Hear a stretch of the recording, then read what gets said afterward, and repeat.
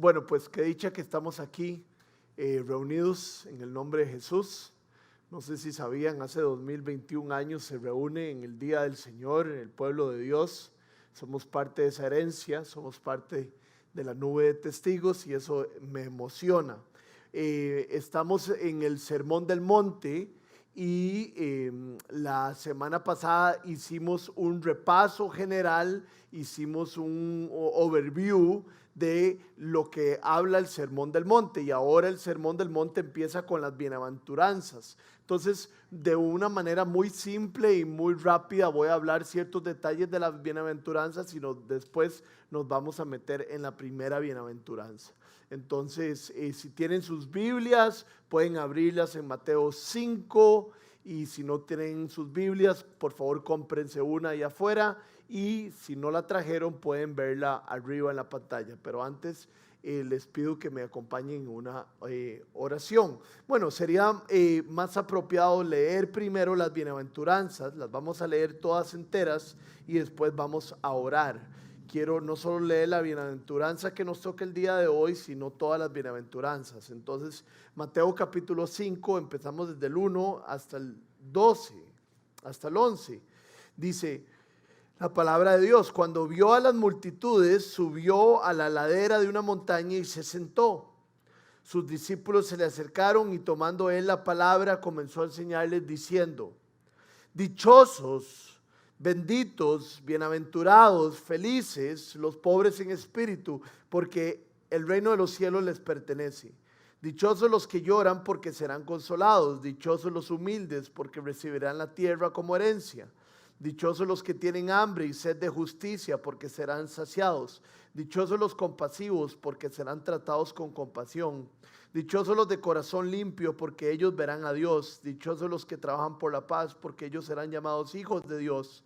Dichosos los perseguidos por la causa de la justicia, porque el reino de los cielos les pertenece. Dichosos serán ustedes cuando por mi causa la gente los insulte, los persigue y levante contra ustedes toda clase de calumnias. Señor, queremos ser dichosos, queremos ser bienaventurados, y sabemos que para ser dichoso y bienaventurado hay que ir en contra de la corriente, hay que cargar con nuestra cruz, seguirte y negarnos a nosotros mismos. Y por eso venimos hoy aquí delante de tu palabra, para recibir aliento y recibir fuerza en el momento adecuado. Y yo te pido que este tiempo en que vamos a estar juntos sea poderoso, que me des a mí claridad para expresarme y que nos des a todos humildad para recibir tu palabra. Dichoso el hombre que te conoce, dichoso el hombre que no se ve en el espejo y se olvida de cómo se ve, sino que escucha la palabra y la pone en práctica, Señor. Y queremos ser ese tipo de hombres y ese tipo de mujeres. Toma control de este tiempo, Espíritu Santo, y nos entregamos a ti.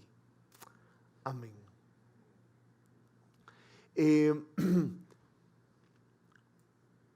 Yo la mayoría de veces, tal vez esto ustedes no lo conocen, entonces sería bueno explicarlo.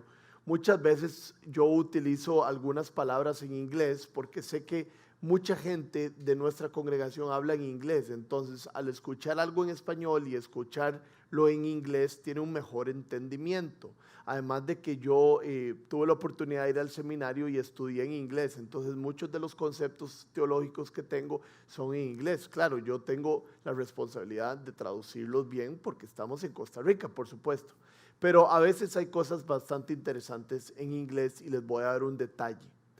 Las bienaventuranzas, lo que vamos a estudiar hoy, en inglés se llaman así. En inglés se llaman the Beatitudes. Beatitude significa plenitud. Entonces un traductor, un comentarista, en vez de tradujo the Beatitudes, las bienaventuranzas, como the beautiful attitudes. Y me parece algo hermoso, ¿verdad? Una manera muy bonita de verlas, en vez de llamarles the Beatitudes, que es las bienaventuranzas, sino the beautiful attitudes, que significa las actitudes hermosas. Y todo esto que acabamos de leer, las bienaventuranzas, dichosos los pobres, dichosos los que lloran, dichosos los que tienen hambre y sed de justicia, son actitudes hermosas que tienen las personas que están en el reino de los cielos. Hemos visto que el Sermón del Monte habla sobre el reino de los cielos y habla sobre el reino de este mundo. Y aquellos que hemos confiado en Jesucristo somos parte del reino de los cielos. Entonces, hoy vamos a estudiar una de esas hermosas actitudes. Dichosos, bienaventurados, felices serán los que ponen estas cosas en práctica. Y eso no es una felicidad pasajera, sino es una felicidad plena, una felicidad completa. Y es que qué increíble cómo nosotros en el mundo actual buscamos felicidad en las cosas más inmediatas y en las cosas más a la mano, pero que terminan siendo cosas que nos hacen terriblemente miserables. Eso es lo que hace entrar por la puerta estrecha, por la puerta ancha. Se ve fácil, es fácil al principio, pero al final caemos como carnada. Lo podríamos ver tanto como con una tarjeta de crédito, que es fácil pasarla, pero va a ser muy difícil pagarla. Lo vemos tan fácil como con tomarse unos tragos. Es fácil tomarse muchos tragos, pero va a ser difícil al día siguiente levantarse y ver cuáles fueron las consecuencias de eso. Entonces es muy importante entender esto. La puerta estrecha es lo que realmente nos va a dar esta bienaventuranza y esta felicidad de la que nos está hablando el texto. Entonces quiero darles 3 puntos diferentes acerca de las bienaventuranzas antes de empezar en ellas.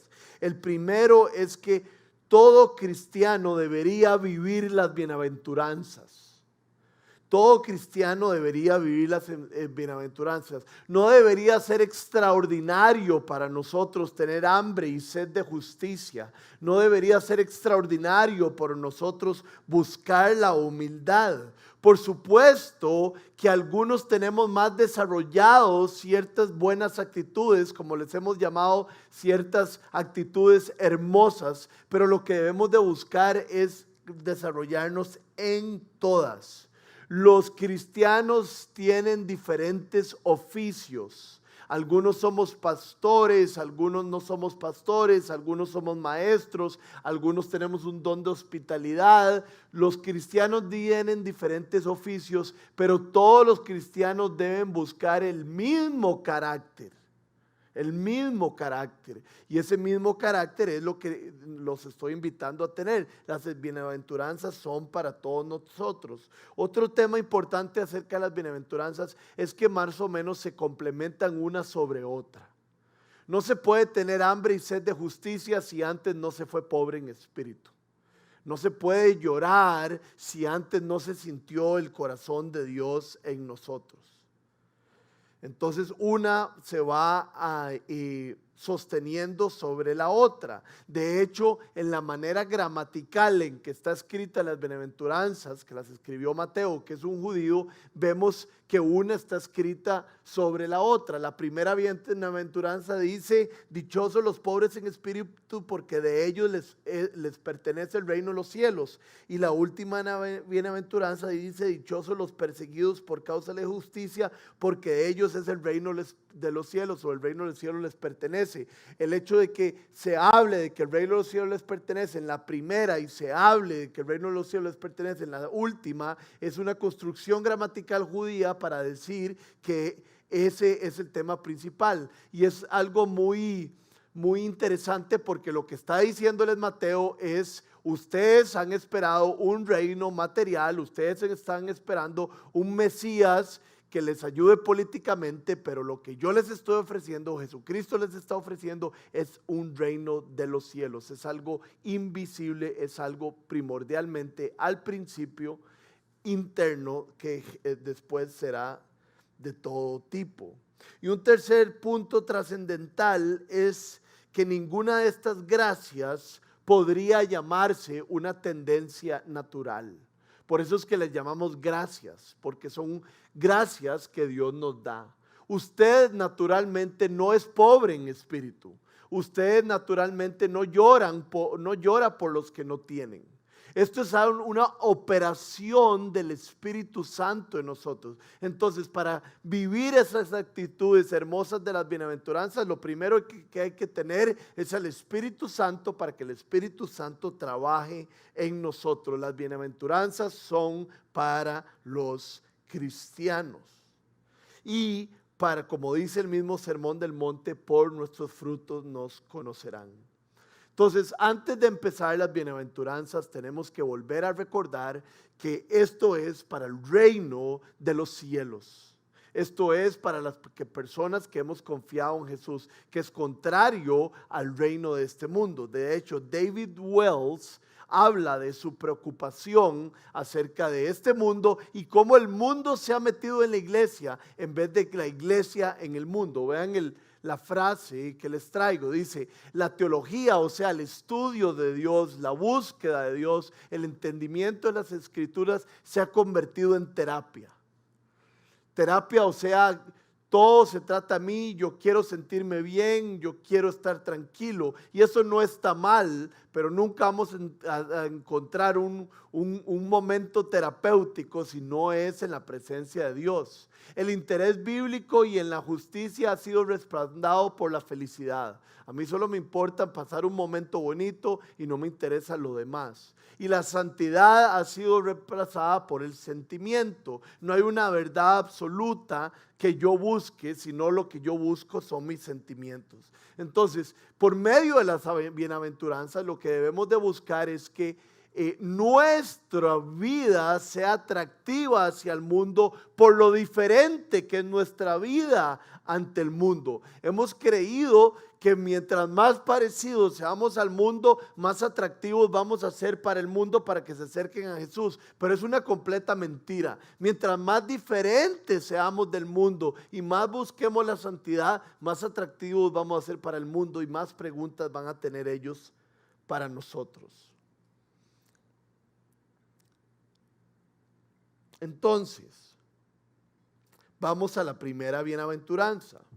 Mateo 5:3 dice así: dichosos, bienaventurados, algunos dicen benditos, los pobres en espíritu, porque de ellos es el reino de los cielos. Aquí él se refiere a los humildes, pero no se está refiriendo en pobreza de espíritu a alguien que habla calladito, o a alguien que es introvertido, o a alguien que no hace nada. No. La pobreza de espíritu es mucho más allá. No es alguien introvertido, no es alguien que no hace bulla. Es un estado del corazón. Dichoso el pobre en espíritu significa dichoso el que no confía en sí mismo, sino confía en Dios. J.C. Ryle lo pone de esta siguiente manera: se refiere a aquellos que están convencidos profundamente que son pecadores a la vista de Dios. Eso es ser pobre en espíritu. Son aquellos que no son sabios en sus propios ojos y que son prudentes. Me encanta lo que sigue diciendo J.C. Ryle. Dice J.C. Ryle que la humildad es la primera palabra del alfabeto cristiano. La humildad es la primera palabra del alfabeto cristiano. Si usted quiere hablar el idioma cristiano, lo primero tiene que conocer es la humildad. Es saber que usted no puede solo, sino que usted necesita de Dios. De hecho, Jerry Bridges, un señor que habla mucho sobre el Sermón del Monte, dice que todas las bienaventuranzas tienen como sombrilla la humildad, que de hecho todas ellas contienen eso. Entonces, dichosos los pobres en espíritu significa no confiar en mí mismo. Dichosos los que confían en Dios y no en sí mismos. Pero quisiera ver qué significa la palabra dichoso o bienaventurado. En el lenguaje original es una palabra que se llama makarios y describe ese gozo que tiene su secreto dentro de nosotros mismos. Ese gozo que es sereno e intocable y autónomo. Ese gozo que es completamente independiente de todas las posibilidades y cambios de la vida. Esto lo escribe William Barclay. El gozo, ser dichoso es ser feliz, pero es mucho más que eso. Es un gozo autónomo. Lo que quiero decir con un gozo autónomo es que es independiente de cualquier circunstancia de la vida. Porque ser dichoso significa saberme aprobado por Dios. Entonces, saberme aprobado por Dios es lo máximo que puede pasar en mi vida. Si yo soy aprobado por Dios, cualquier cosa puede cambiar en mi vida. Si eso no cambia, yo estaré bien. Y sabemos que Dios no cambia. Entonces, si Dios dice que nos ha aprobado, que hemos sido benditos por Él, podemos tener gozo. Hay un libro de Max Lucado que Max Lucado le llama a esto de dichoso, es el aplauso del cielo. Es como que Dios nos vuelve a ver a aquellos que hemos puesto nuestra fe en Jesucristo y nos dice, vos estás aprobado. No por las obras que has hecho, no porque vos seas muy inteligente, no porque vos seas muy bueno, sino porque vos has puesto tu fe en Jesús y te veo a través de Jesús y sos aprobado delante de mí. Y eso me genera gozo, porque sé que no hay nada que pueda hacer que quite esa declaración que el Padre ha hecho en mí. Y entonces aquí quisiera aprovechar para preguntarles, ¿de quién les importa a ustedes ser aprobados? Y no quiero que inmediatamente digan de nadie, porque lastimosamente estamos tan heridos en nuestra identidad que todos buscamos aprobación de los hombres en vez de aprobación de Dios. Es un poco lo que vamos a estar hablando el próximo miércoles en Tripartito Presenta. ¿De quién buscas aprobación vos? ¿De quién es importante? Yo creo que en mi vida la aprobación de mis padres es muy importante. En algún momento estuve en un lugar donde no tenía que estar. A veces busco la aprobación de mis amigos, busco la aprobación de mis chistes.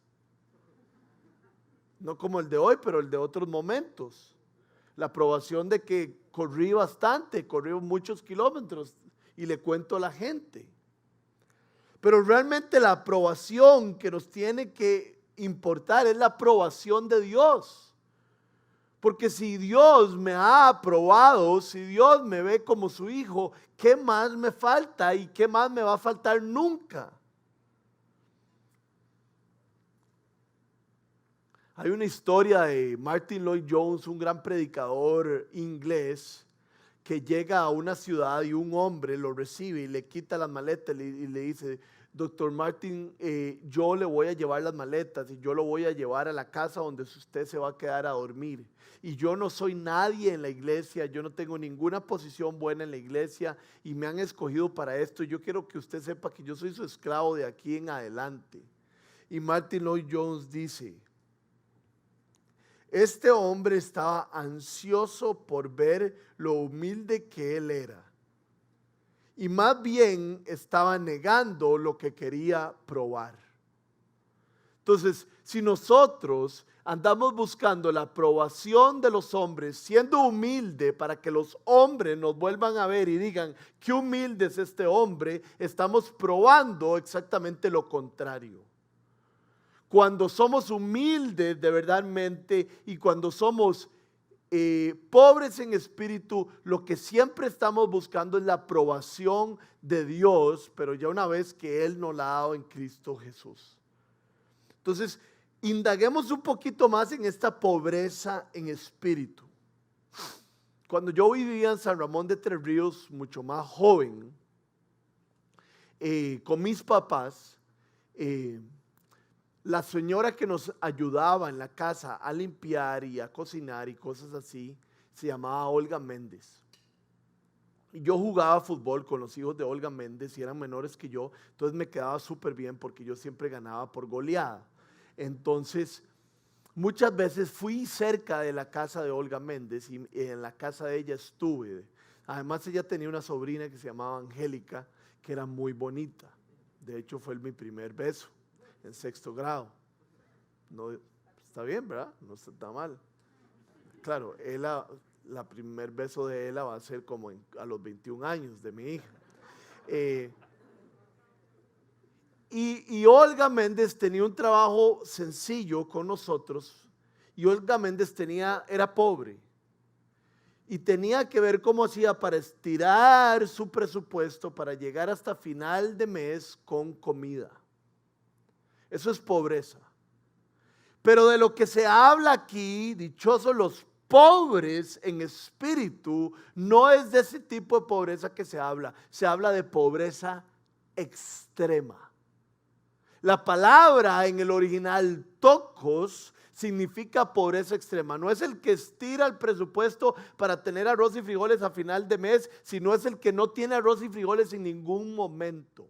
Lo que nos está diciendo el texto es: dichoso aquel que sabe que espiritualmente sin Dios se encuentra en bancarrota. La imagen literal es de un hombre pidiendo dinero en la calle con su mano extendida y con tanta pena de pedir dinero y sintiéndose tan poquito que ni siquiera se digna a ver quién le puede dar.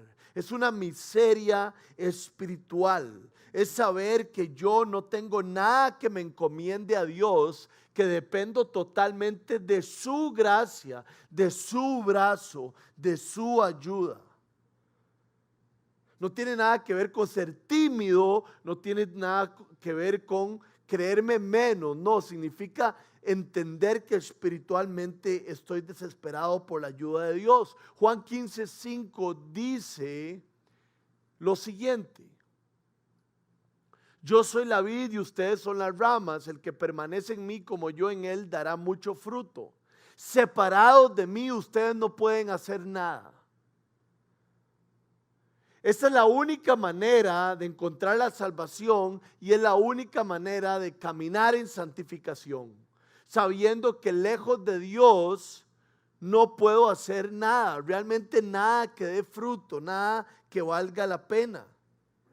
Entonces yo le pregunto a usted, me pregunto a mí hoy, sé realmente en mi corazón que sin Dios estoy totalmente destituido. Sé realmente en mi corazón que sin Dios no puedo.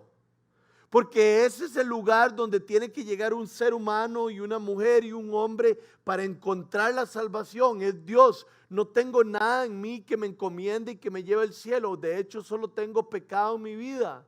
Necesito que me extiendas tu gracia, y es en ese momento que uno encuentra la cruz y encuentra a Jesucristo. Pero si no, no se encuentra, porque hay orgullo en mí y no necesito de un Salvador. Mi vida no cambia. El mejor ejemplo en la Biblia para describir pobreza en espíritu está en Lucas 18, del 9 al 14. Quiero que lo leamos juntos. Muchas veces ustedes han leído esta parábola. A algunos que confiando en sí mismos, o sea, este es el antónimo de ser pobre en espíritu, confiar en uno mismo, se creían justos y que despreciaban a los demás, Jesús les contó esta parábola. Entonces, a los que confiaban en sí mismos, a los que no eran dichosos porque no tenían pobreza en espíritu, Jesús les contó esta parábola. Dos hombres subieron al templo a orar. Uno era fariseo, cumplía la ley perfectamente, era maestro, y el otro era recaudador de impuestos, o sea, era un choricero y no cumplía la ley en nada. El fariseo se puso a orar consigo mismo y dijo: oh Dios, te doy gracias porque no soy como otros hombres, ladrones, malhechores, adúlteros, ni mucho menos como ese recaudador de impuestos. Ayuno 2 veces a la semana y doy la 10ª parte de todo lo que recibo. En cambio, el recaudador de impuestos, que se había quedado a cierta distancia, ni siquiera había tenido la confianza de entrar completamente hasta el final del templo, ni siquiera se atrevía a alzar la vista al cielo, sino que se golpeaba el pecho y decía: oh Dios, ten compasión de mí que soy un pecador. ¿Cuál es usted?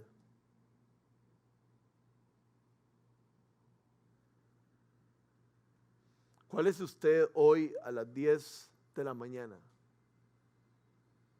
Aquel que cree que por venir a la iglesia, aquel que cree que por ayudar financieramente a alguien o a la iglesia, o aquel que cree que porque es fiel a su esposa es suficiente y es mejor que los demás. ¿O es usted como el recaudador de impuestos que sabe que su corazón está sucio y necesita constantemente de la gracia de Dios? La oración de este pobre es una oración de pobreza en espíritu. Vean lo que dice John Blanchard al respecto. El publicano, el cobrador de impuestos, no pensaba que era un pecador entre muchos, sino que se veía como el único. No, él no estaba comparándose con otros. Uy, Señor, bueno, ¿cómo estará Daniela? Bueno, yo creo que yo estoy mejor que Daniela, no estoy tan mal como los que están en la reforma. No, ese no es el pensamiento de alguien pobre en espíritu, sino que no pensaba que era un pecador entre muchos, sino que se veía como el único de los pecadores. Estaba sobrecargado por la conciencia de su pecado, por su bancarrota moral, que para él el pecado de cualquier otra persona palidecía en comparación al suyo. ¿Verdad? ¿Se acuerdan de Isaías cuando ve a Dios sublime y excelso y ve su pecado y dice, ay de mí que soy un leproso, literalmente dice?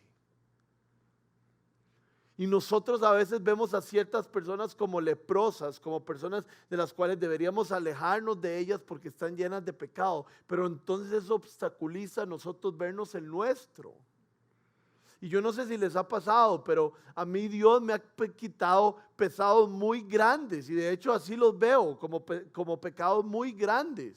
Como en algún momento hace 20 años cuando conocí al Señor, veía cosas en la televisión que no debería estar viendo, o consumía marihuana, o me emborrachaba, o era un mentiroso compulsivo, o me robaba cosas.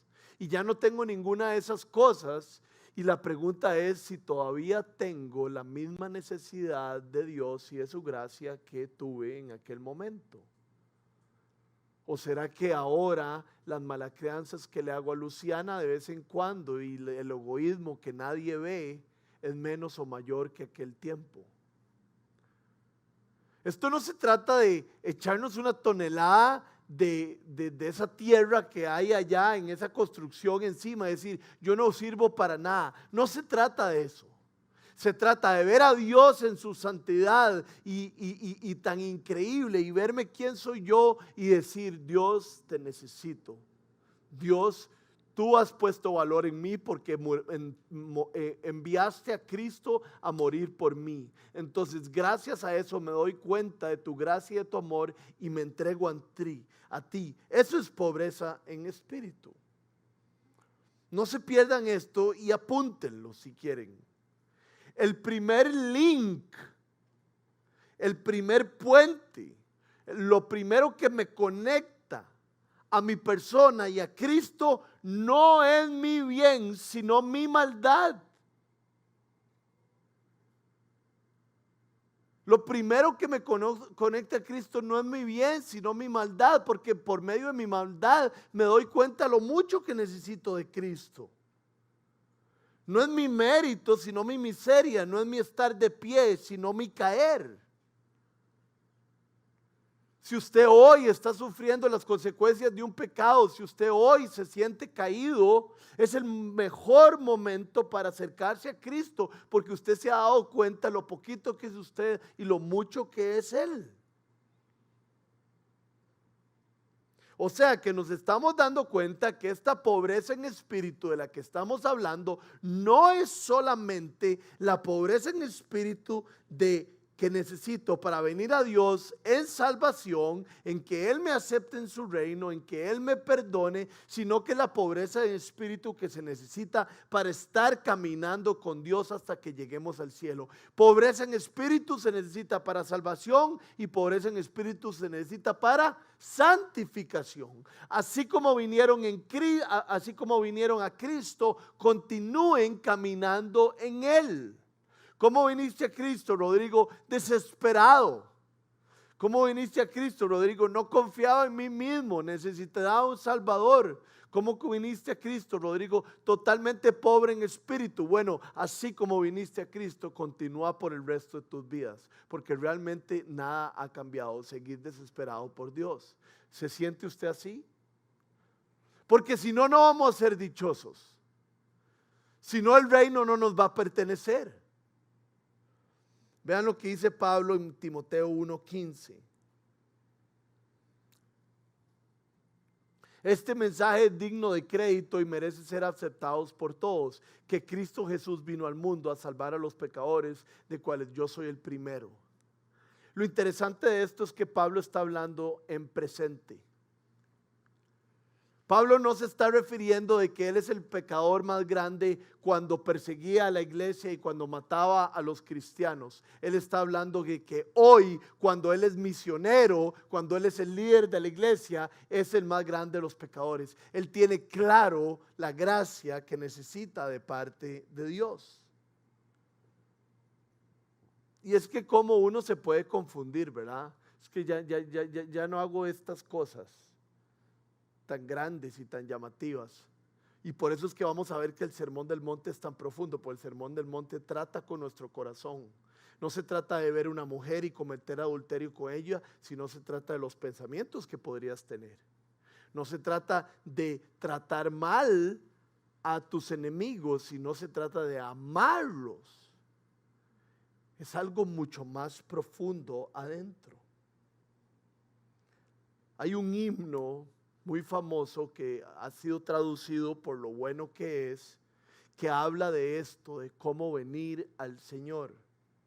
Y dice: no traigo nada en mis manos, simplemente a tu cruz me aferro. Desnudo vengo a ti en busca de vestido, desamparado.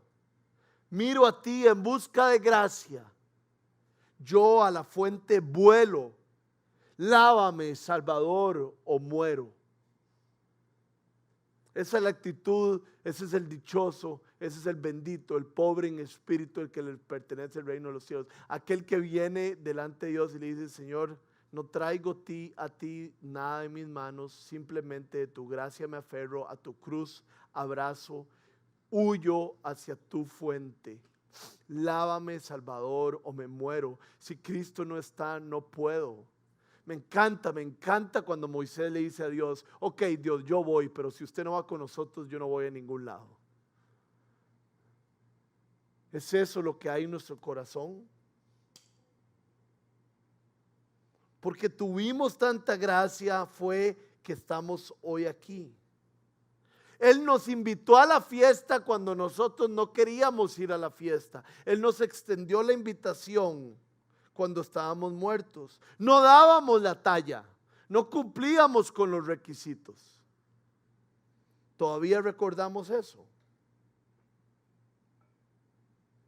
Las palabras de Pablo son increíbles cuando dice: ¿por qué piensas que algo te distingue?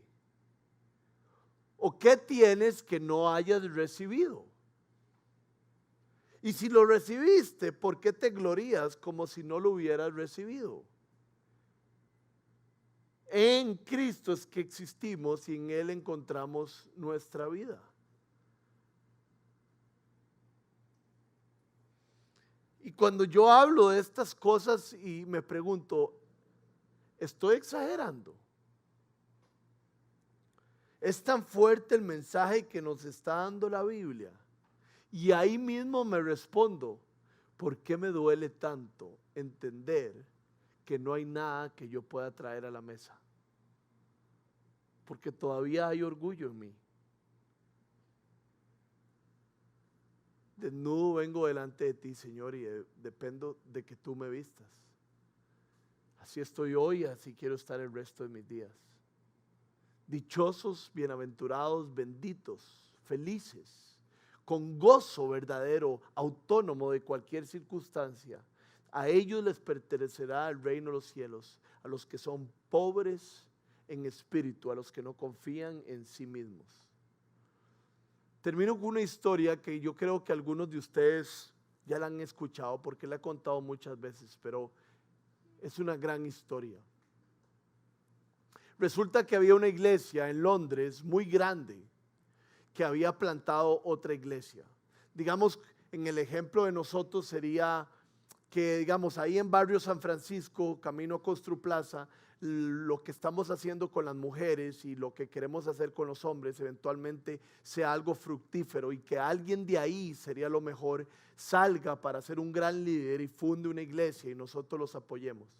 Y digamos que nosotros hacemos una celebración como la del día de hoy y los invitamos a ellos a venir aquí. Entonces todos estamos juntos en el mismo lugar, y dicen que estaba el pastor de esa iglesia predicando y se da cuenta que en la primera fila está el juez más conocido y más respetado de toda la ciudad, y a la par está un ladrón de la iglesia que acaban de plantar, de la iglesia más sencilla, que acaba de salir hace como mes y medio de la cárcel y que acaba de reconocer al Señor como su Salvador. Y el pastor le llamó la atención porque estaba el juez todo distinguido a la par del ex ladrón. Terminó el servicio y el pastor empezó a caminar hacia afuera y se topó al juez y iban caminando hacia afuera. Y el juez le dijo al pastor: ¿viste qué obra de gracia? ¿Viste quién estaba sentado a la par mía? Y el pastor le dijo: ah, sí, claro que lo vi, no sabía que te habías dado cuenta. Se quedaron callados un rato. Y después le hace el juez al pastor: qué gran obra de gracia, ¿verdad? Y le hace el pastor al juez: definitivamente es una gran obra de gracia. Se quedaron callados un rato. Y después el juez le hace al pastor mientras seguían caminando: ¿pero de quién estás hablando vos de la obra de gracia? Y le hace el pastor: de ese muchacho que estuvo en la cárcel y en la cárcel conoció al Señor y ahora está yendo a la iglesia. Y el juez le hace: ah, no, yo no estaba hablando de la obra de gracia de él. Yo estaba hablando de que la gran obra de gracia soy yo. Yo fui educado desde niño para ser un caballero. Yo fui a las mejores escuelas de Londres. Tomé las mejores exámenes en Oxford para ser juez de la ciudad y ahora soy un juez. Yo soy la gran obra de gracia porque yo tengo todos los motivos para poner mi confianza en mí. Pero por la gracia de Dios he sido rescatado y he podido poner mi confianza en Él. Entonces somos dichosos, somos benditos, somos aprobados, recibimos el aplauso del cielo. Aquellos que no ponemos nuestra confianza en nosotros, sino que ponemos nuestra confianza en la obra completa de Jesús en la cruz.